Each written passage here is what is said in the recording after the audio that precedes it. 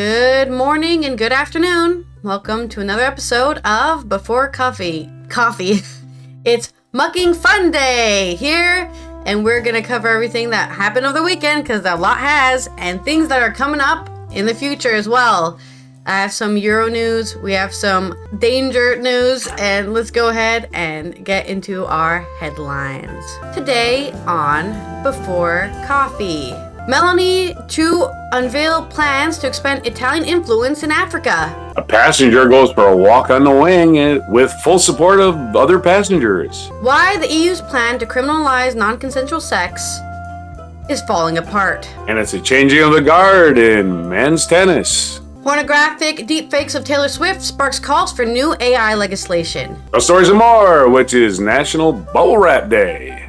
January 29th, 2024 on Before Coffee.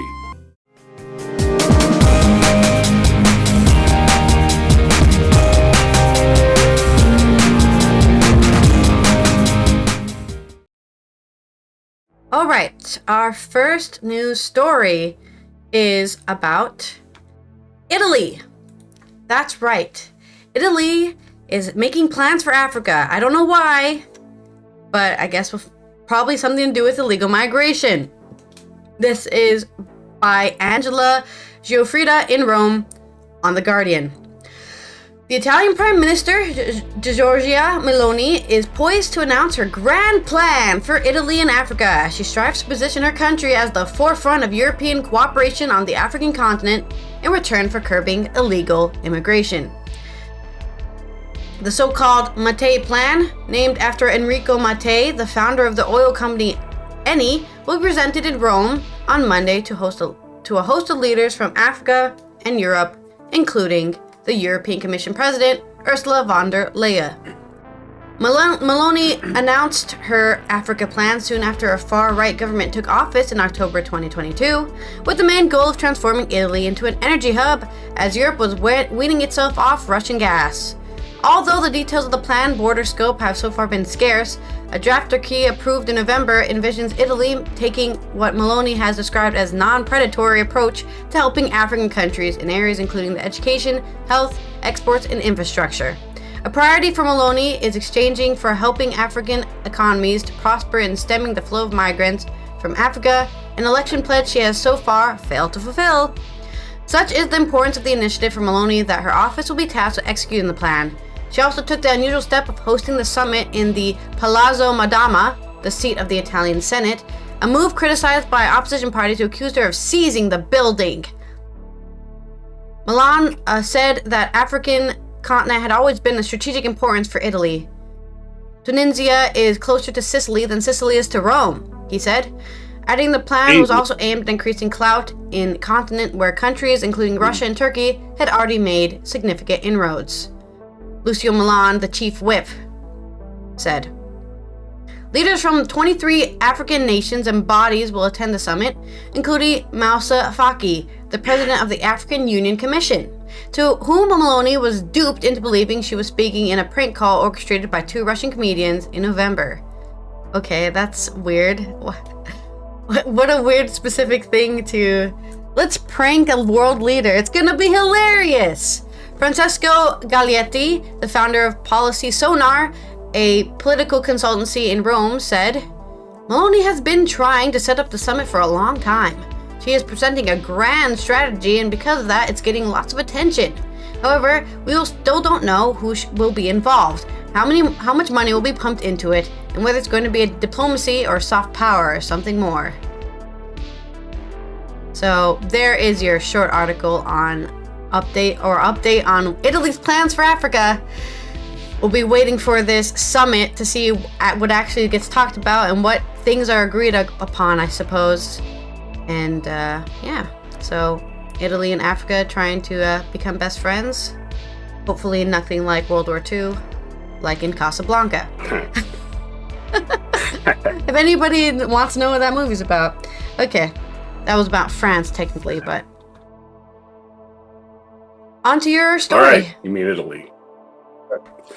Okay, well, here's a story involving air travel in the United States and what hell it can be. This is from AP, Mexico City. At first, it sounded like a typical case of bad behavior aboard airplanes. The Mexico City International Airport acknowledged in a statement Friday that a man had opened an emergency exit and walked out on a wing of a plane that was parked and waiting for takeoff on Thursday. The airport said the man had been turned over to police. But dozens of fellow passengers signed a written copy of his statement saying the airline made them wait for hours without ventilation or water while the flight was delayed. According to the photos of the statement posted online, fellow passengers said he acted to protect everyone with the support of everyone. The airport said in a statement that yesterday, a passenger on a flight to Guatemala opened an emergency door in the plane while it was stationary in a remote position, stood on the wing, and then re-entered the cabin without affecting the aircraft or anyone else. In line with international security regulations, a person turned themselves over to the authorities. At least 77 of the passengers aboard this Aeromexico flight to Guatemala signed a statement handwritten on notebook paper, photos of which were posted on social media supporting the man's actions. The delay and lack of air created conditions that endangered the health of passengers. He saved their lives, according to this statement. The incident report filed with the airport authorities largely confirmed that version. Around 11:37 a.m., a Mexican airline reported the beginning of a disturbance due to a passenger discontent on flight AM 672, according to the report. The flight had been due to lift off at 8:45 a.m. Thursday, but because of a maintenance alert on the plane, the captain had returned to the gate for the required maintenance. That's actually a good idea. Maintenance alert. They don't even tell you what's wrong with the plane. They expect you to ride in it, you know? Oh! Sit here for 4 hours in this broken plane and then trust us, okay? After we pissed you off for 4 hours, yeah. So the passengers were unhappy, and one of them opened the emergency door and stepped out in the wing, the report said. Okay, now you really got a broken plane. Now let us off, basically is what he said. Airport authorities did not identify the man, and they declined to comment on whether he remains in custody or faces charges.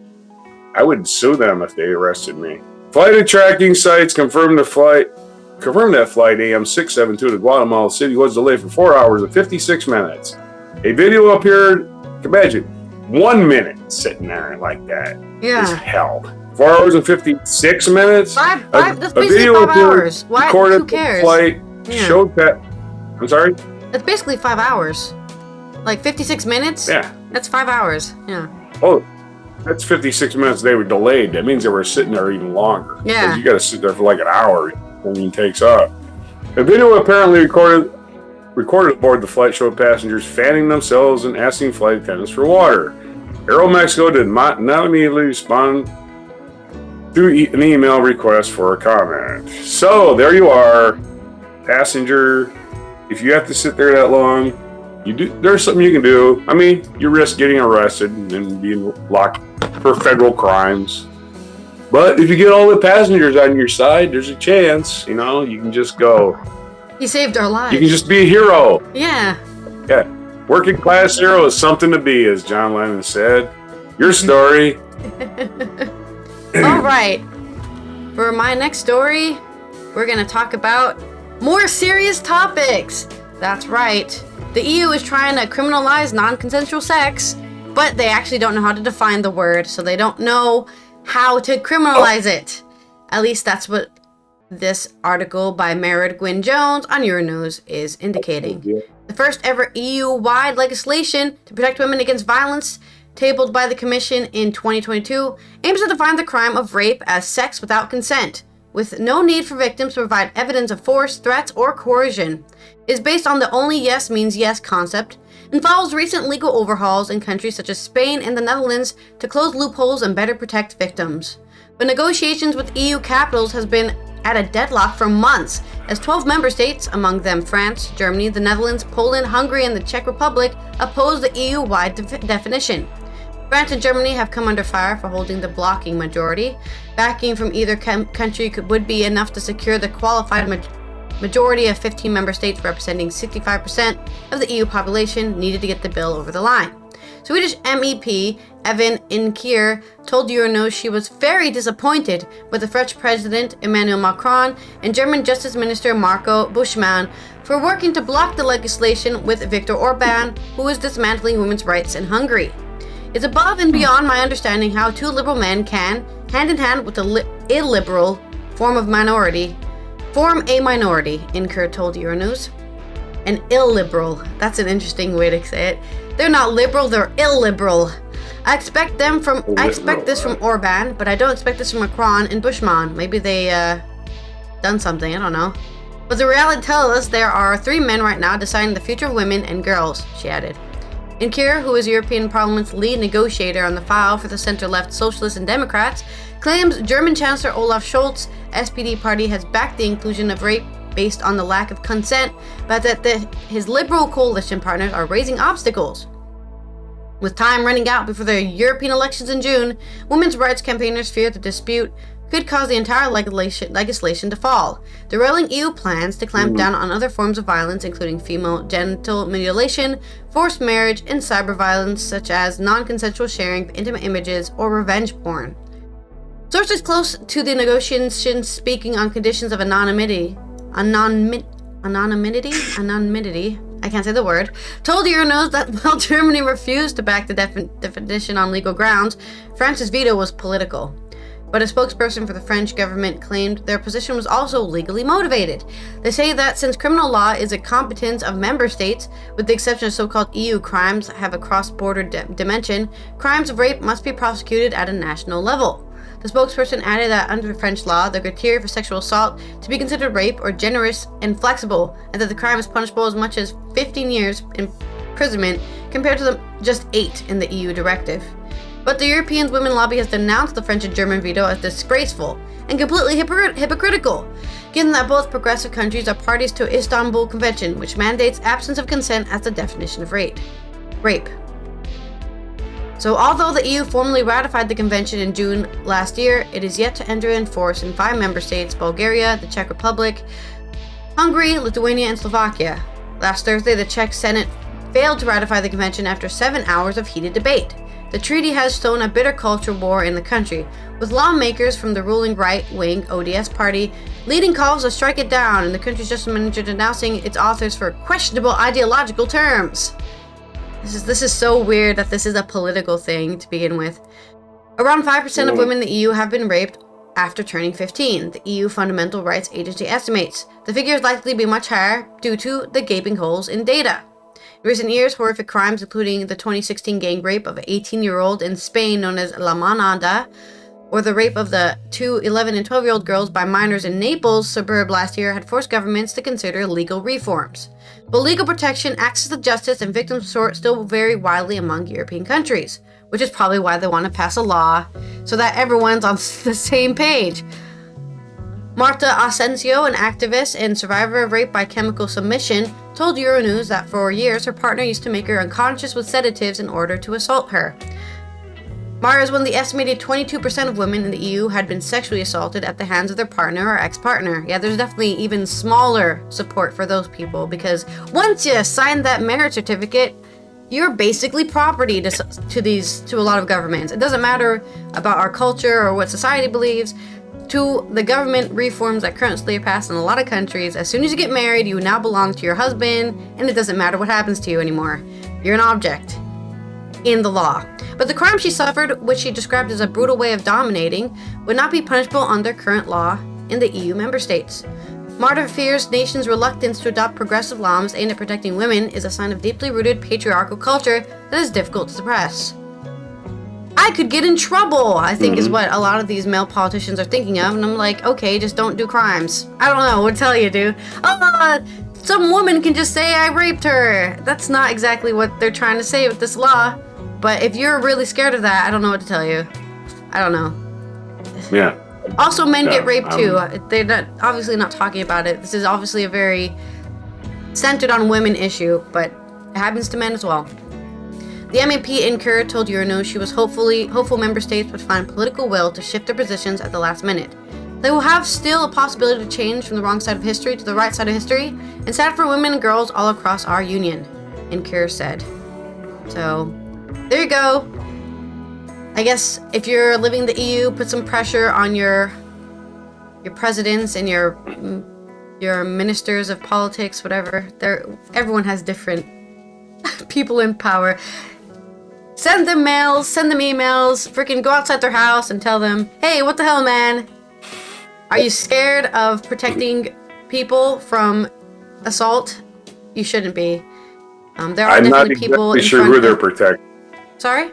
Who are they protecting with this? Well, who are they trying to protect with trying to define down deviance, right? As they call it. They're specifically saying our law that we already have passed is better than that one, so we're not supporting yours. And it's like, if your law is already better, then supporting a lesser law is still good for everyone else, right? Because you're forcing everyone else to also. That's what they're saying, right? It's like, it's hypocritical to say we don't need this law because we already have a law that's better. Okay, but what about other countries in the EU who don't even have laws for this? That's the whole point of the region-wide. They have laws against stealing, right? They have laws against stealing. Like, you know, if something's not yours, to not take it home with you they can define that. Yeah. But that's the end of my story. So I guess they don't like blurred lines, but that's what life is. There's a lot of things that are not necessarily defined for us all. Where does the sky begin and end, for instance? Yeah. Where does that start, right? When am I in France's air zone? I don't know. They just made it up. Yeah. I spent the last 5 minutes trying to get this guy's last name pronounced right, so I don't want to say it wrong. But this is tennis news, and we have a news tennis star. In the Australian Open, Jannik Sinner. That's how his name's pronounced. That's how it's spelled, so that's how I'm going to pronounce it. Jannik Sinner.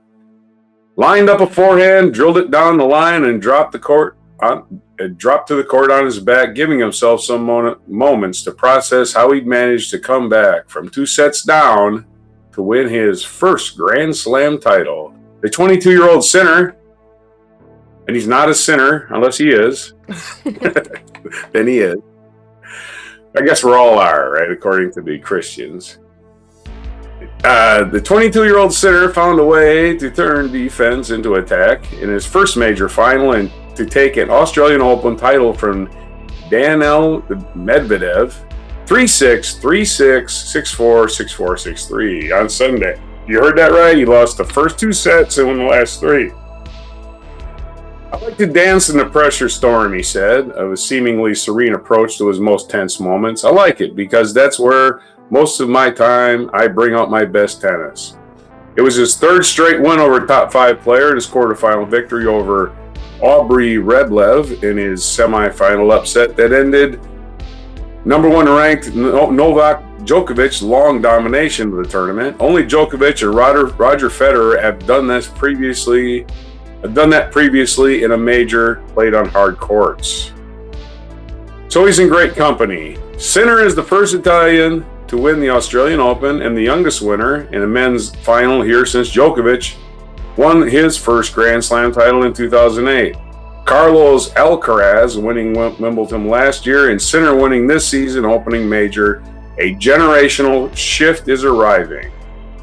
I still have to process because beating Novak in the semis and then Daniil in the final, they're tough players to beat. It's a great moment for me, Sinner said, and my team. He considers them a team. The Australians a team. What a guy. But in the other way, I'm sorry, the Italians, Australian. It's a great moment for me and my team, but in the other way, we also know that we have to improve what we want to have, another chance to hold a big trophy again. He's talking in terms of we, an individual sport. Interesting. Sinner's success has lit a tennis fuse in Italy, where his run on the ATP Final Championship match and leading role in the Davis Cup title win in November captured the country's attention. The nighttime final in Australia made it a pre-lunch viewing in Italy. For 2021 U.S. tennis champion Medvedev, the loss was his 5th straight in 6 major. Was his 5th in 6 major finals, not 5th straight.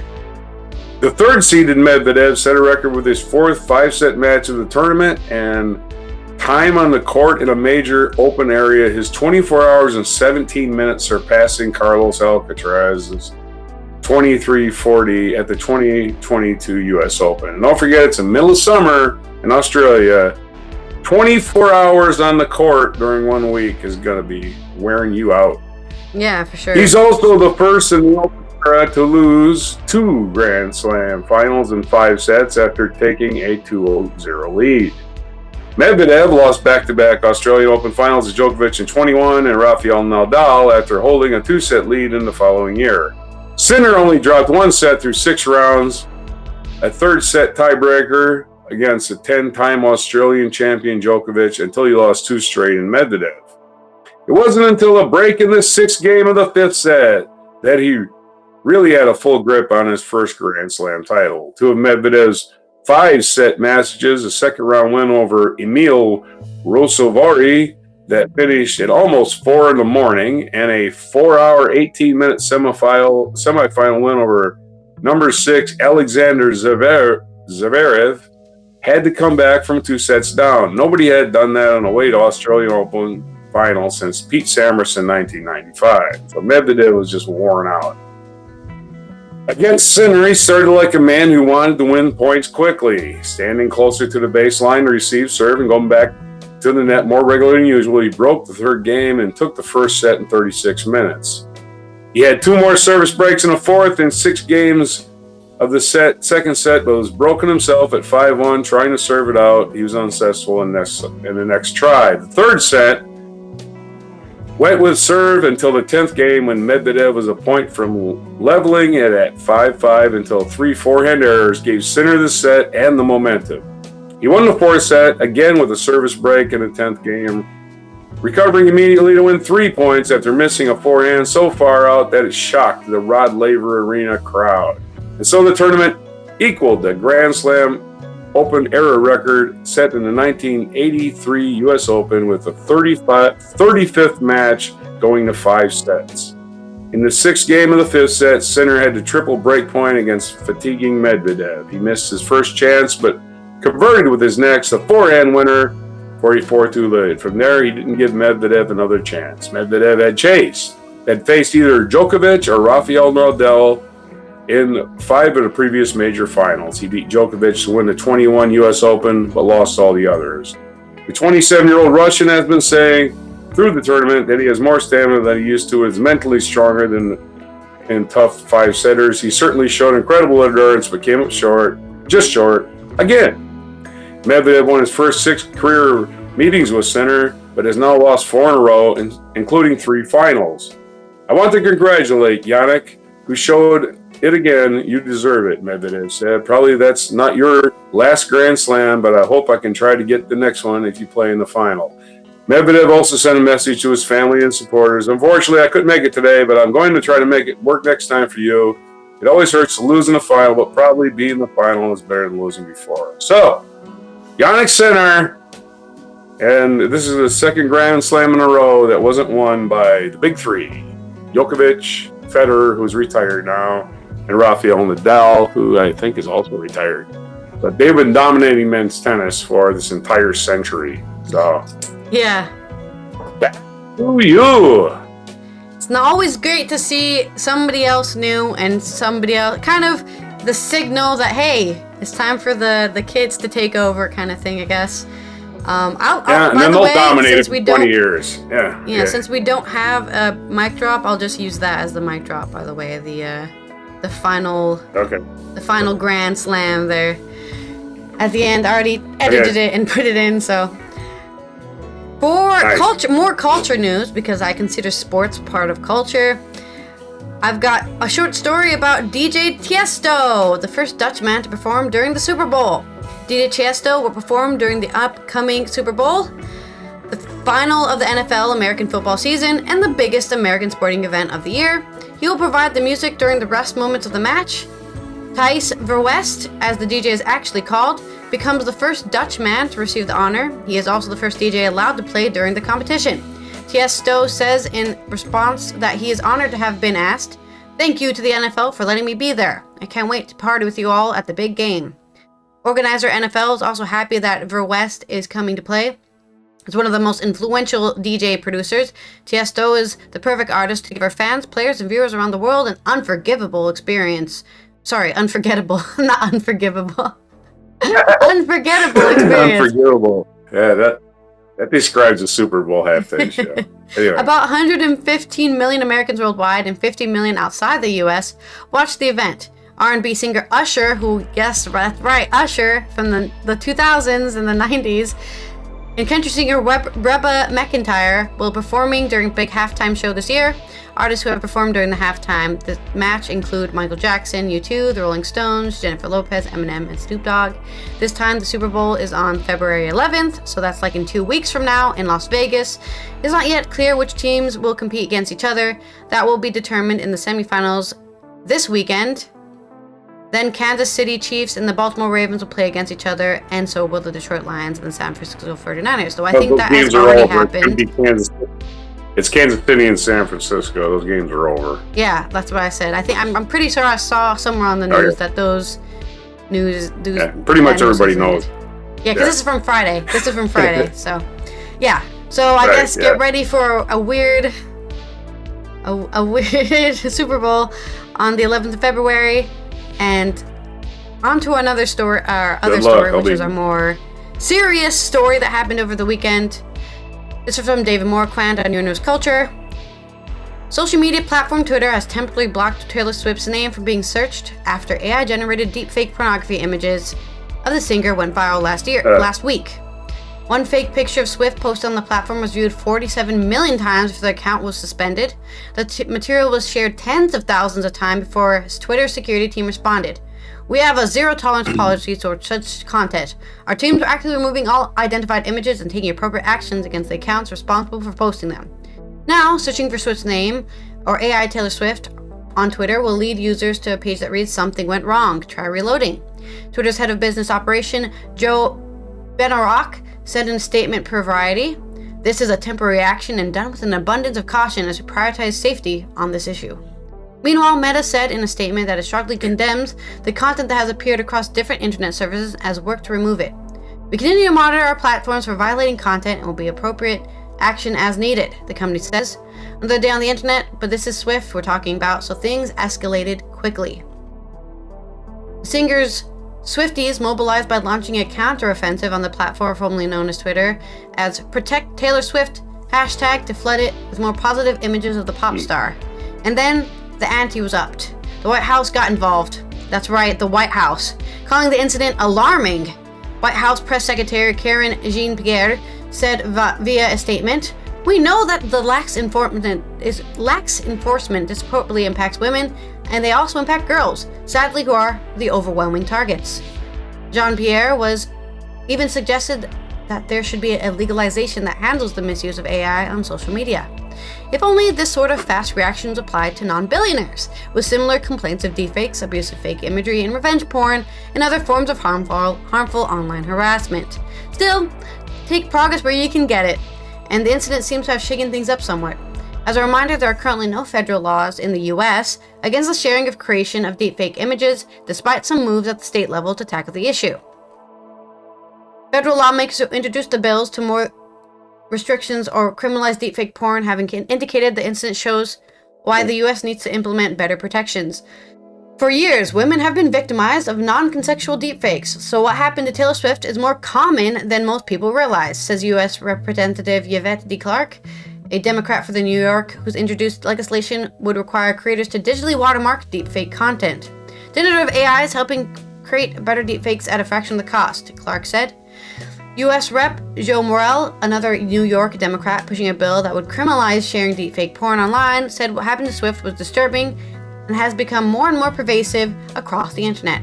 The images may be fake, but their impacts are very real, Morell said in a statement. Deepfakes are happening every day to women everywhere in our increasingly digital world. It's time to put a stop to them. Yeah, you could definitely be taken ransom by these images. I'm gonna lose my job if my boss sees these. Well, you better give me $1,000 and I won't release these images. You know, that's how easy it is for these people to basically create a scam to make money off of manipulating faces and bodies with artificial intelligence. It's very dangerous. Researchers have said the number of explicit deepfakes have grown in the past few years, maybe because the technology used to produce such images has become more accessible and easier to use.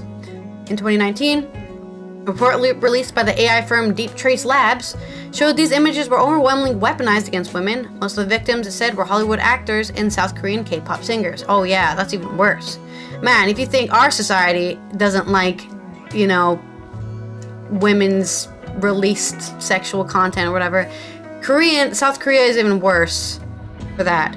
Because the whole point of being a South Korean female K-pop star is that you're both sexualized and completely unsexualized. You have to be this kind of Barbie doll figure that never even looks at a boy, let alone talks to one. And then you have people basically making deep fakes of you and saying, I'm gonna release this explicit image of you. Not that K-pop singers have any money. It's who owns them that makes all the money, not the singers themselves. But Brittany Spanos, a senior writer at the Rolling Stone who teaches a course on Swift at New York University, which we have talked about on the show last year, her literary course about Swift lyrics, said that the recent Swift incident could be a huge deal if she really does pursue it in court, which she should, I think. Spanos says the deepfake pornography issue aligns with others Swift has had in the past, pointing to her 2017 lawsuit against a radio station DJ who allegedly groped her. Jurors awarded Swift $1 in damages, a sum her attorney Douglas Baldrige said called a single symbolic dollar, the value of which is immeasurable to all women in this situation, in the midst of the Me Too movement. Yeah, that's right. I love it. It's like, oh, I'm sorry all that bad stuff happened to you. Here's some money. It's like, no, I'm traumatized for the rest of my life. The money does not fix anything. So that I love those arguments from people who are like, oh, they just want to lie about getting raped or sexually assaulted so that they get money. And it's like, that's not a thing. Money does not solve the problem. Yeah, how do you get money? But that aside, watch out. And if somebody tries to blackmail you with deepfake images, just, I don't know, go to the police. Go to somebody and don't let them get you. Because the more that the con and the scam works, the more likely people are going to do it. So you just got to try to punish them yourselves, I guess. Get a hacker friend to hack their computer and give them Trojans. I don't know. But there's our culture news. Good luck to Swift. I hope she does sue. And I hope this leads to great protections for people out there who are getting blackmailed by scumbags. This day in history. AI in general. Yeah. But just more evidence to support my overriding theory that humans are failing. And of course, a lot of the news that we get is the Earth and the universe telling humans that we don't like you. Go away. So, unfortunately for us, there's a lot of humans that are causing us to fail as an experiment on this planet. And this is just another thing. We gotta generate fake images because our lives are empty. I have no idea why. Who gets anything from that? I have no idea. What do they get? I'll be honest with you. My solution to this problem is just demystifying sex. The problem with being able to blackmail people with deepfake images is that, if you don't care about these things, nobody will care. But because we care about, oh God, Taylor Swift naked, it's a problem. Well, that has existed for years. You just put somebody's face on somebody else's body. That's the simplest that's old as the internet. This day in history, 1819 on this day, British East India Company Administrator Sir Stamford Raffles established the port of Singapore. Well, good for you. Raffles. His name was Raffles. In 1845, American author Edgar Allan Poe's The Raven was first published. Nevermore, quote the Raven. Appearing in Nevermore. Appearing in New York Mirror, a melancholy evocation of lost love, it became one of the best-known poems in American literature. In 1860, Russian author Anton Chekhov was born. He was known for his plays and short stories, which often lack complex plots and neat solutions, like the cherry orchard. 1880, American actor and comedian W.C. Fields was born in Philadelphia. In 1886, German mechanical engineer Carl Benz patented the first practical automobile powered by an internal combustion engine. Yes, that's the same guy from Mercedes-Benz. 1990, the American League of Professional Baseball Clubs is organized in Philadelphia. It's still the American League, except it's not. They don't have a team in Philadelphia anymore. That team is now, I think, in Las Vegas, because they went to the Kansas City to Oakland, and last year was their last year in Oakland. Oh, really? Now I think they're Las Vegas A's. Yeah, because Oakland wouldn't build them a stadium, and the stadium there is like 7,000 years old. 1919 on this day, Prohibition Amendment to the U.S. Constitution was ratified and went into effect the following year. One of the biggest mistakes ever. 1924, the first machine for rolling ice cream cones was patented by Carl Rutherford Taylor of Cleveland. So yeah, ice cream cone. 1936. Huh? You can put ice cream in it and eat it as well. Ice cream cones. Well, it was a machine that rolled it out, that made them mass-produced ice cream cones. So you weren't sitting there with your ice cream melted, waiting for a cone to get made. 1936, Babe Ruth and Ty Cobb were among the first players to be elected in the Baseball Hall of Fame in Cooperstown, New York. 1936, Babe Ruth was already in the Hall of Fame? Man, he must have just retired 5 minutes before that. Wow. He wasn't retired for long. 1964, the British film Dr. Strangelove, How I Learned to Stop Worrying and Love the Bomb, a landmark Cold War farce directed by Stanley Kubrick and starring Peter Sellers as several people, was released in theaters. I did the Peter Sellers part because I remember it was like, that was the one that established Peter Sellers as a great actor and not just a comedian. 1966, Brazilian football soccer player Romário, who is the most popular prolific goal scorers in sports history, was born in Rio de Janeiro. In 2004, author Janet Frame, who created a unique body of work that presents perhaps the most recognized voice of New Zealand to those outside of her native country, died at the age of 79. 2015, Australian novelist Colleen McCullough, best known for her sweeping romance The Thornbirds and for the Masters of Rome series, died at the age of 77.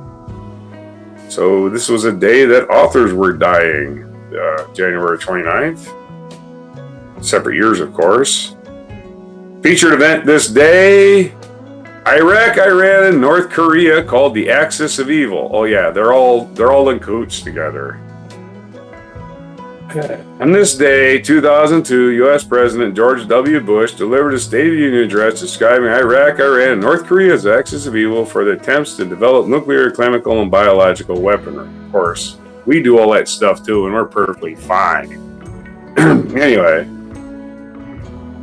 Oprah Winfrey is our featured biography, born on January 29th, 1954. So happy 69th birthday.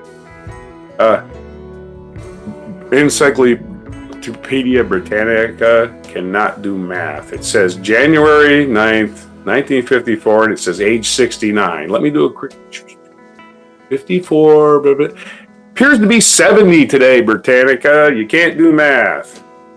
And she was born on this day, 1954, which is 70 years ago, not 69. Britannica doesn't know what year it is. Anyway, I'm going to go on for this until somebody pays attention.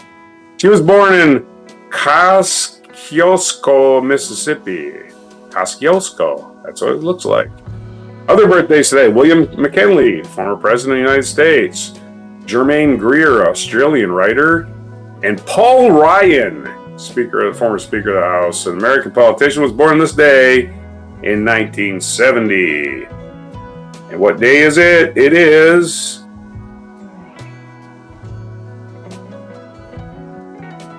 National Corn Chip Day. National Corn Chip Day.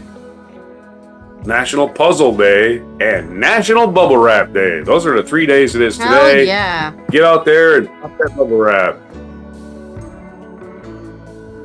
And happy 69th/70th birthday to Oprah. Yeah, wow. I just don't know why. At least I'm not getting the year wrong.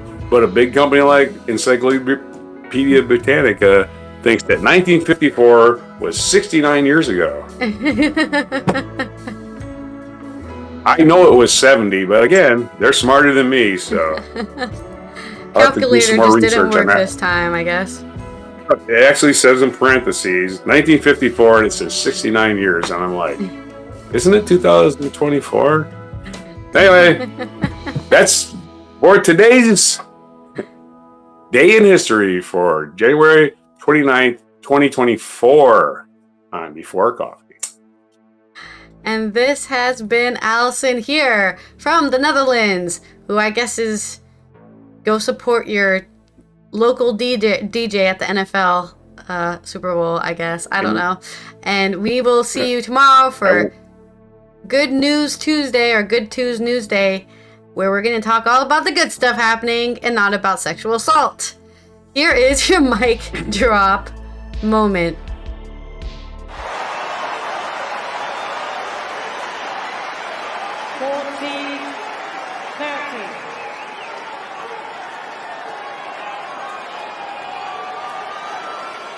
Sinner's signature shot brings up championship point.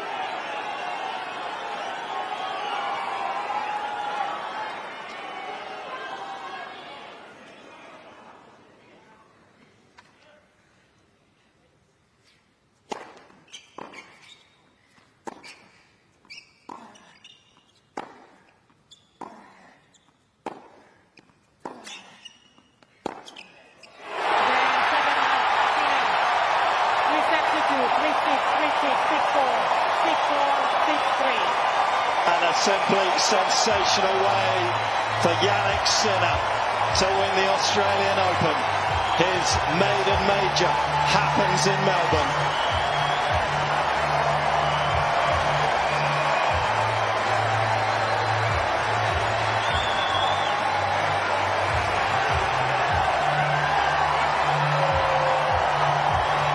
He is the last man standing at a major for the first time in his career. He will never, ever forget this night.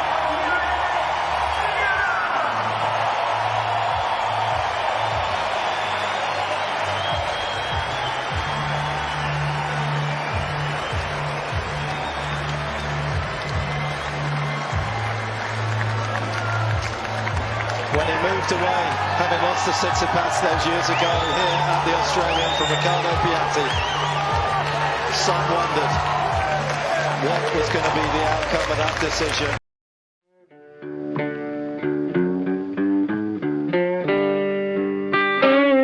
Be sure to hit the like, subscribe, and notify buttons, and follow our other channels, Toxic Alley, History of Gravy, and Scratchy Old Records.